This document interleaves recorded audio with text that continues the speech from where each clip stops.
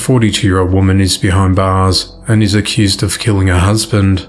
At 5:58 a.m. on Wednesday the 24th of May, authorities responded to a report of a domestic disturbance at an apartment complex on the 3200 block of Sweet Gum Trail in Arlington, Texas. Tran called police and told them that she hit her husband in the head with a hammer. When officers arrived, they found Myers sitting outside near the apartment door and she was taken into custody. When officers entered the apartment, they found Myers' 45-year-old husband unresponsive in a bedroom, laying on a bed with extensive head trauma and a hammer nearby. Paramedics pronounced the victim dead at the scene at 6:15 a.m. Prior to the fatal beating, the victim invited Myers to his apartment to sign divorce papers. Myers told police she built up anger over her relationship status, and at 4 a.m. that day, she grabbed a hammer from her car. Upon retrieving the hammer, she went inside the apartment and debated killing her husband. She said that after debating in her mind, she stated that she hit him 6 to 7 times in the head with a hammer before calling police. She said she was fully aware of her actions and accepts responsibility for killing her husband. The victim's identity has not been disclosed. Myers was initially booked into the Arlington City Jail on a charge of murder, but she was moved to the Tarrant County Jail on Thursday the 25th of May, where she remains held without bond. The investigation into the matter continues. An 18-year-old man is behind bars for allegedly fatally shooting his family inside their home.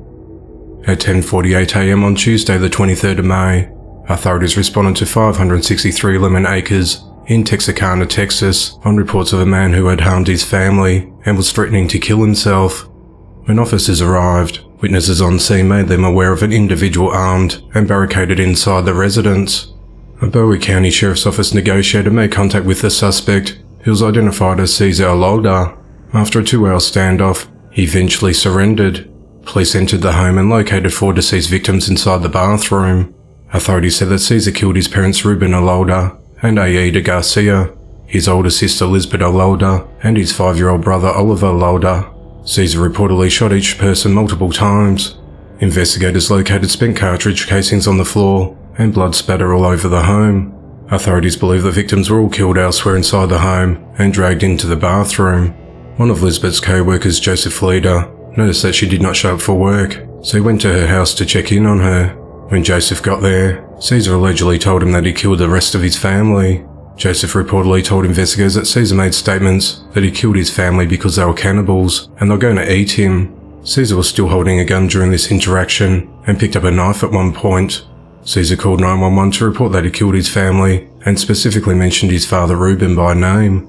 Cesar was booked into the bi-state jail for multiple charges of capital murder. His bond has been set at $10 million. Neighbour Robert Ward described the victims as a beautiful family, made up of extremely nice and hard-working people. He said the daughter had recently graduated from college and planned to become a teacher, and that Cesar was such a good kid, he was going to get into an apprentice program to be a plumber. Police are investigating after 2 people were fatally shot on Tuesday night.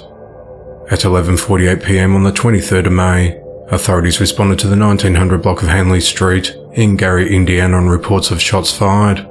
When officers arrived, they found 2 unresponsive men on the ground with apparent gunshot wounds. Paramedics transported the men to the Methodist North Lake Hospital, where they were pronounced dead. The Lake County Coroner's Office identified the victims as 42-year-old Edward Lott and 33-year-old Charles Roy. It was determined that each man died from multiple gunshot wounds, and their deaths were ruled a homicide. Authorities have not released suspect information or a motive in the shooting. Gary police said that the investigation into the double homicide is active and ongoing.